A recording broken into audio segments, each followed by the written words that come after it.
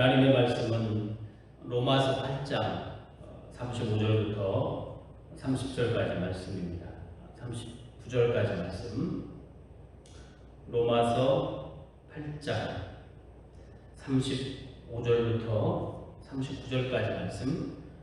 제가 봉독합니다.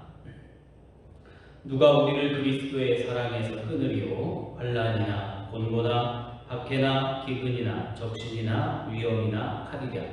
기록된 바 우리가 종일 주를 위하여 죽임을 당하게 되며 도살 당할 양같이 여김을 받았나이다 함과 같으니라. 그러나 이 모든 일에 우리를 사랑하시는 이로 말미암아 우리가 넉넉히 이기느니라. 내가 확신하노니 사망이나 생명이나 천사들이나 권세자들이나 현재일이나 장래일이나 능력이나 높음이나 기쁨이나 다른 어떤 피조물이라도 우리를 우리 주 그리스도 예수 안에 있는 하나님의 사랑에서 끊을 수 없으리라. 아멘. 오늘 말씀의 제목은 하나님 사랑에 대한 확신이라는 제목으로 말씀을 생각을 해보려고 합니다. 여러분들 지금 코로나로 인해서 많이 고통을 당하고 있습니다. 경제적인 어려움도 당하고 있고 삶의 어려움도 당하고 있는데, 그리고 우리는 이런 상황 속에서 과연 하나님께서 우리를 향하여 가지고 계신 사랑을 멈추신 것인가? 사람은 사랑을 하지만 사람의 사랑은 의심받을 수 있습니다. 왜냐하면 사람의 사랑은 영원하지 않기 때문이죠. 그래서 사람은 그 사람의 사랑은 변하고 움직이고 달라집니다. 예전 카피글에 이런 글이 있었습니다. 사랑은 움직이는 거야. 그런 문구가 유행한 적이 있었죠. 지금도 사람들은 그 문구를 가끔 사용하고 있고 사랑은 움직이는 거야 라고 이야기를 합니다.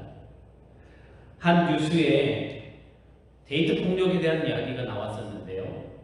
연인이라고 하는 게 뭡니까? 연인은 서로 그리워하고 그리고 사랑하는 사이를 말하는데, 그런데 요즘 이 연인들 간의 데이트 폭력이 심각하다는 거예요.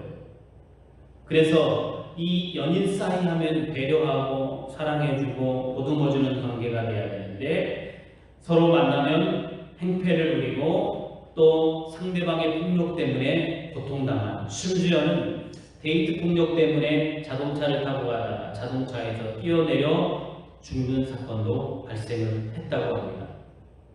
그래서 이 데이트 폭력 때문에 2010년부터 한 5년간 조사를 했더니 피해 당한 사람이 36,362명이었다고 해요. 그리고 그 데이트 폭력으로 인해서 살인이나 폭행치사로 인해서 사망자 수가 290명을 차지한다고 합니다. 그러니까 계속적으로 이런 데이트 폭력이 심해져가지고 2010년이 지나면서 371명을 찍었는데 5년이 지나면서 678건으로 늘어났다는 거예요. 그러니까 이런 데이트 폭력, 이게 무엇을 말할까요? 처음에는 연인들이 만나서 뜨겁게 사랑을 했겠죠. 그런데 시간이 흘러가면서 이 연인들의 사랑이 변질되는 겁니다. 서로의 사랑이 식어진 겁니다. 아니, 그 사랑이 변질되어서 그 사랑에 대한 잘못된 개념이 들어요. 그래서 저 사람은 내 소유야 라고 하는 식으로 해서 데이트 폭력이 일어납니다. 그러다 보니까 사람이 경험한 사람의 사랑은 변하고 사람의 사랑은 달라지기 때문에 이런 사람의 사랑을 경험한 사람들이 하나님의 사랑을 의심하는 그런 경우가 생기는 거죠. 하나님의 사랑을 의심하기 시작합니다. 우리는, 그런데 중요한 것은 뭡니까? 사람의 사랑은 변해도 하나님의 사랑은 변하지 않는다는 거예요. 그 하나님의 사랑을 의심하는 것, 이 자체가 얼마나 나쁜 것인가를 우리는 알아야 됩니다. 특별히 이런 시대, 어려운 시대에 하나님은 우리에 대한 사랑을 버리셨을까? 우리는 여기에 대해서 하나님에 대한 의심을 내려놔야 됩니다. 그래서 오늘 성경 말씀을 통해서 하나님의 사랑이 과연 얼마만큼 끈끈하고 강한지에 대한 말씀에 대해서 생각을 해보려고 합니다. 그러면 하나님의 사랑에 대해서 먼저 의심하게 하는 것들이 있습니다. 하나님의 사랑을 의심하게 하는 것들, 그것은 뭐냐면 인간들에게 나타나는 어떤 환경, 상황 이런 것들이 하나님의 사랑을 의심하게 합니다. 근데 여러분 아들까지 주신 하나님께서 아들까지 우리에게 생명으로 주시기 위해서 십자가에 못 박아 죽게 하신 그 아들까지 주신 하나님의 사랑이 과연 의심받아도 됩니까? 과연 하나님께서 우리에게 대한 그 사랑을 접으셨는가? 그런데 이렇게 하나님의 사랑에 대해서 의심하게 만드는 그런 것들이 우리의 인간의 삶 가운데 나타난다는 것이죠. 이런 사건들의 요소들을 우리에게 소개해 줍니다. 먼저는 육신적인 위협이죠. 오늘 우리가 읽었던 본문 속으로 들어가 보면 이런 말씀을 하십니다. 하나님의 사랑은 변하지 않는다. 32절 자기 아들을 아끼지 아니하시고 우리 모든 사람을 위하여 내어주시니가 어찌 그 아들과 함께 모든 것을 우리에게 주시지 않겠느냐라고 하는 말씀이 오늘 본문 전에 나와요. 그런데 그런 하나님의 사랑에 대해서 과연 무엇이 끊을 수 있는가라고 하며 35절에는 누가 우리를 그리스도의 사랑에서 끊으리요 환난이나 곤고나 박해나 기근이나 적신이나 위험이나 칼이랴 라고 말씀합니다. 그러니까 환난, 박해, 곤고, 기근, 적신, 위험, 칼 이건 우리의 육신적인 위협들이에요. 인간들에게 나타나는 고통의 최고 복입니다. 칼은 바로 전쟁을 말하겠죠. 기근도 어렵습니다. 박해 이런 것도 어렵습니다. 그러니까 우리가 벌거벗겨지고 위험에 처하고 칼의 위험을 당하고 이런 것들, 이런 육체적 고난을 당하게 되면 사람들은 누구를 의심합니까? 하나님을 의심하기 시작합니다. 하나님, 주님께서 우리를 사랑하는 거 맞습니까? 라고 우리는 의심하죠. 또 다른 위험이 있습니다. 이어서 성경 말씀은 말하고 있죠. 기록된 바 우리가 종일 죽임을 당하게 되는 도살할 양같이 되었다 라고 이야기해요. 그러면서 38절에 내가 확신하노니 사망이나 생명이나 천사들이나 권세자들이나 현재이나 장래이나 능력이나 높음이나 기쁨이나 다른 어떤 피조물이라도 우리 그리스도 예수 안에 있는 하나님의 사랑을 끊을 수 없느니라 라고 말하면서 우리의 사랑을 의심하게 만드는 내용들에 대해서 말합니다. 사망, 생명, 천사들, 권세자들, 현재일, 장래일, 능력, 높음, 기쁨, 다른 어떤 피조물 이런 위협적인 요소들이 우리 삶에 있습니다. 이런 여러 가지 요소들이 우리를 하나님의 사랑을 의심하게 만들죠. 하나님으로부터 떠나게도 만듭니다. 사탄은 끊임없이 이런 일들을 만나게 하고 이런 일들을 만난 우리들이 하나님의 그 사랑을 의심하게 만들게 하는 거예요. 자, 그렇다면 두 번째, 하나님의 사랑은 움직이는가? 우리는 이런 위협들에 대해서 하나님을 의심하죠. 그러면 이런 하나님의 사랑은 과연 움직이는가? 여러분, 하나님의 사랑이 움직인다고 생각합니까? 여러분들이 하나님의 그 사랑은 쉽게 바뀌고 쉽게 변질된다고 생각합니까? 어제까지는 나를 사랑하셨던 하나님이 오늘은 나를 안면 몰수하고 나를 모른다, 하나님이 그렇게 말씀하실 것이라고 생각합니까? 하나님께서 나에게 모자르듯이 그 사랑을 끊어버릴 것이라고 생각합니까? 결론적으로 말하면 하나님의 사랑은요, 끊을 수 없는 사랑이다, 변함없는 사랑이다 라고 오늘 본문 말씀 속에서는 소개를 해주고 있어요. 그래서 우리가 35절에도 누가 우리를 그리스도 사랑해서 끊으리요 라고 하는 말씀이 있고요. 그리고 또 다른 표현으로 어떻게 말을 합니까? 39절에도 하나님의 사랑에서 끊을 수 없으리라 라고 말씀하고 있어요. 그러니까 우리가 기억해야 될 게 뭡니까? 하나님의 사랑에서 어떤 것들도 끊을 수 없다. 그런데 그 사랑을 의심하는 게 누굽니까? 인간이에요. 우리들이 하나님의 사랑을 의심합니다. 그러면 하나님을 의심하게 만드는 것들이 뭐가 있느냐? 간단하게 몇 가지 말씀드리면, 먼저는 고난이에요. 고난이 다가오면 하나님을 의심하기 시작합니다. 고난이 다가오면 우리는 하나님이 나를 사랑하지 않는다고 생각합니다. 그러나 여러분들 성경에 보면 야곱, 하나님이 그를 사랑하죠.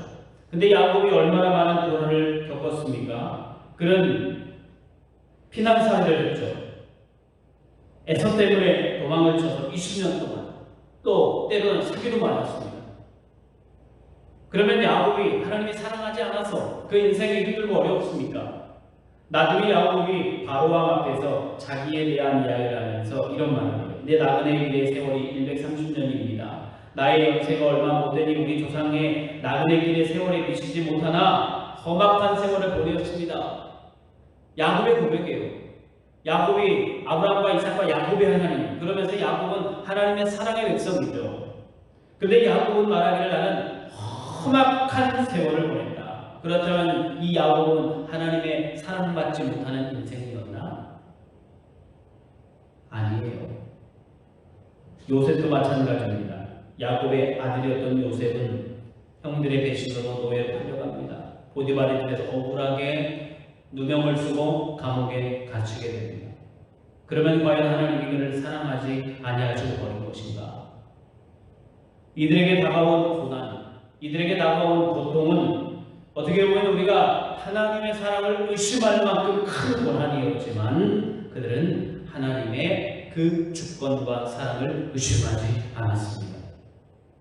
여러분, 값진 진주가 어떻게 나옵니까?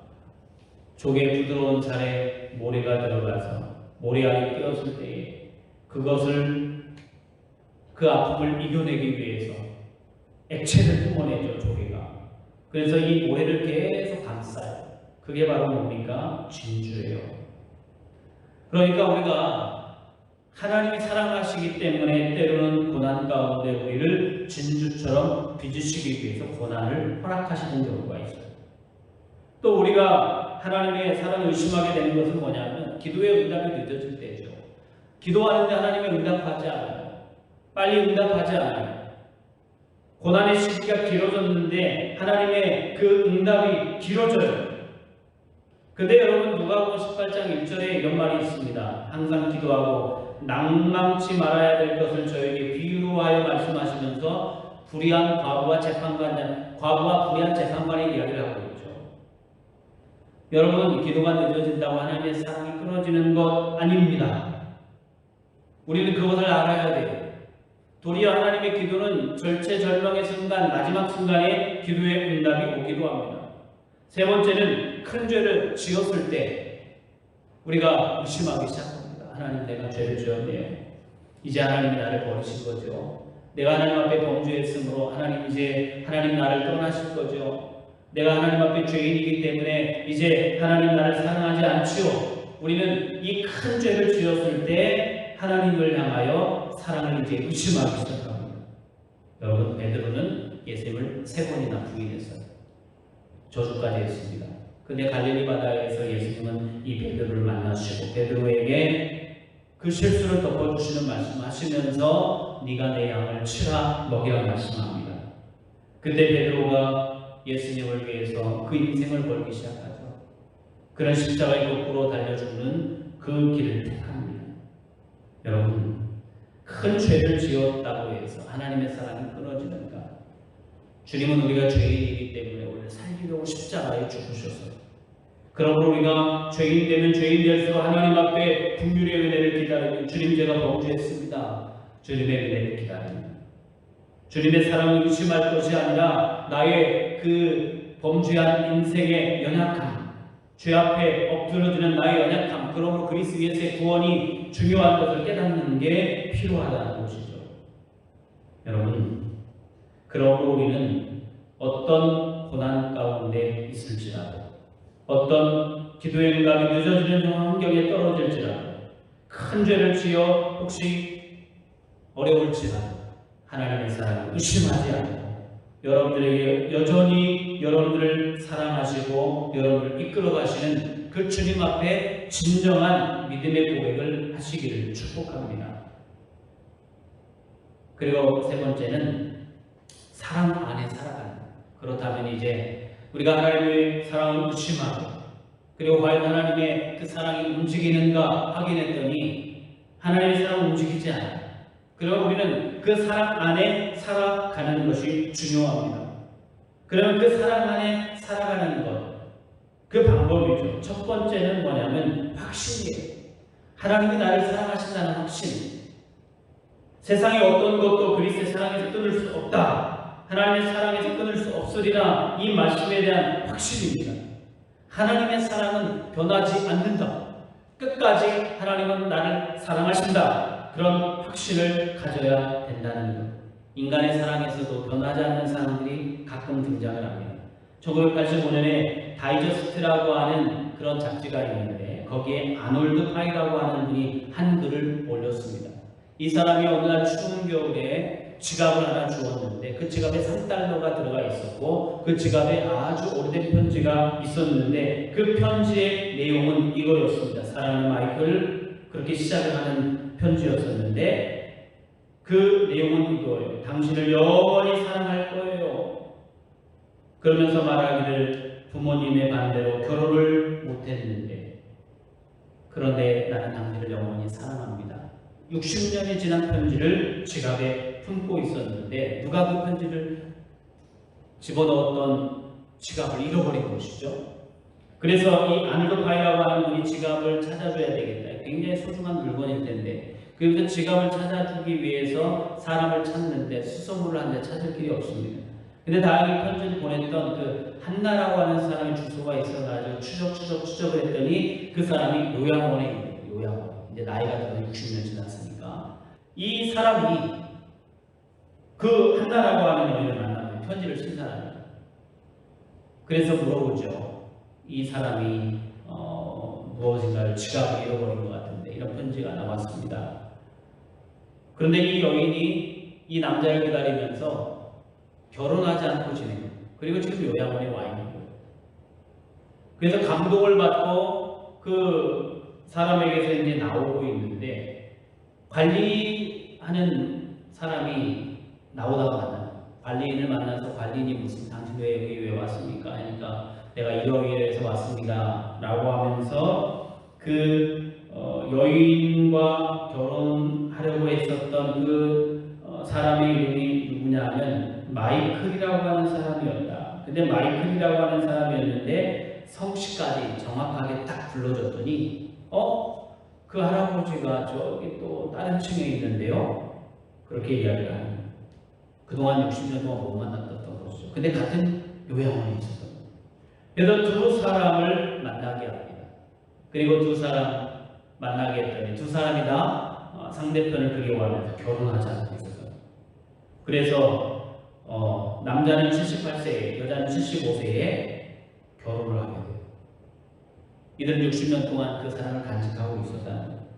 여러분 사람의 사랑도 때로는 변하지 않고 깊은 사랑은 그 사랑이 끝까지 가는 경우도 있죠. 여러분 그렇다면 하나님의 사랑은 어떤가? 하나님께서 우리를 구원하시고 사랑하시는데 10년, 20년, 30년 그 짧은 기간 우리를 사랑하시고 야 내가 너를 오래 사랑했구나 그러면 우리를 버리겠는가? 아니에요.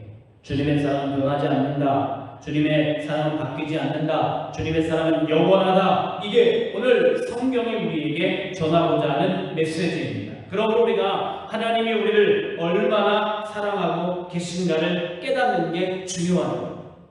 여러분 주님의 사랑을 깨닫게 되시길 축복합니다. 테너 가수였던 호세 카리라스라고 하는 유명한 가수가 있는데 이 사람이 원래 41세 때 오페라 라 보엠이라고 하는 오페라를 공연하다가 졸도했습니다. 그래서 병원에 가봤더니 백혈병이 찾아온 거예요. 몸이 쇠약해지고 극도로 고통이 극에 달했었는데 그런데 이 사람이 하나님을 알았던 사람이었던 거죠. 근데 하나님에 대한 사랑을 깨닫지 못했었습니다. 그러다가 그가 병에 걸려 히스기야처럼 하나님 앞에 기도합니다. 하나님 아버지 제 생명을 조금이라도 연장시켜 주시면 남은 생일을 하나님의 영광을 위해서 살겠습니다 라고 히스기야처럼 기도했는데요. 기적적으로 하나님께서 1년 반 만에 그를 다시 무대에 세워주셨습니다. 그리고 호세 카리라스가 그런 이야기를 질병도 축복이고 하나님의 은혜입니다라고 천주들 앞에서 간증을 하게 됩니다. 그리고 이 호세카리라스가 하나님의 사랑을 깨닫게 되고 백혈병을 연구하는 재단에 엄청난 많은 돈을 출연해서 연구를 하게 만듭니다.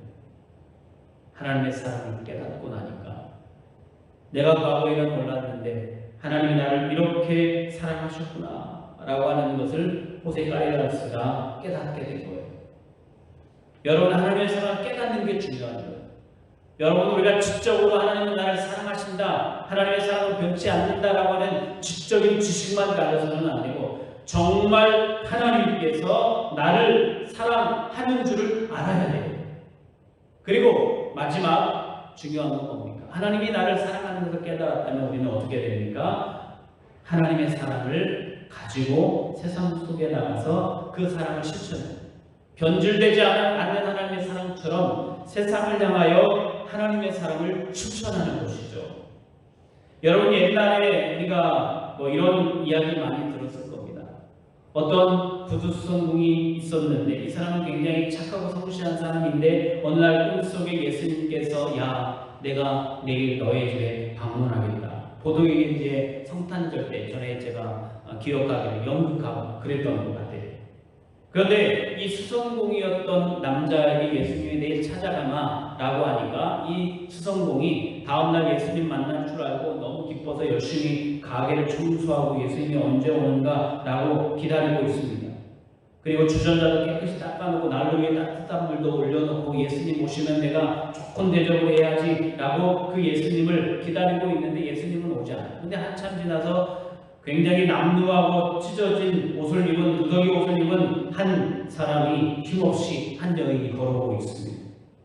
그런데 이 구두수성공이 원래 성실하고 착한 사람 아닙니까? 이 여인을 불쌍히 여겨서 가게 안으로 들여보내요.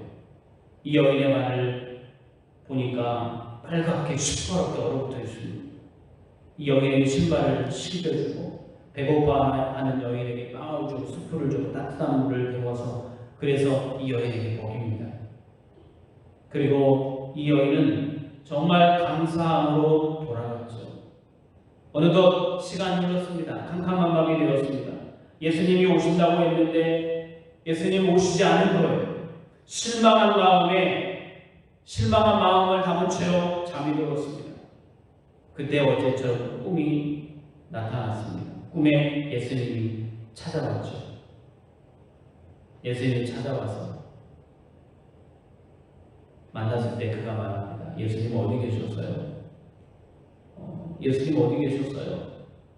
저를 찾아온다면서요. 근데 예수님께서 내가 오늘 너를 찾아간다.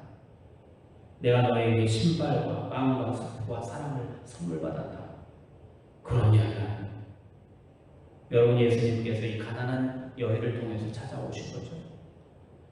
여러분, 우리 예수님이 우리를 위해서 사랑하시는 것처럼 하나님의 능력으로 모든 성도들을 깨우실 것을 바라고 그리고 하나님의 사랑을 실천하고 하나님 앞에 아름답게 쓰임받는 성도들 다 되시기를 예수님의 이름으로 축원합니다. 기도하겠습니다. 고마우신 하나님, 은혜로 주신 감사합니다.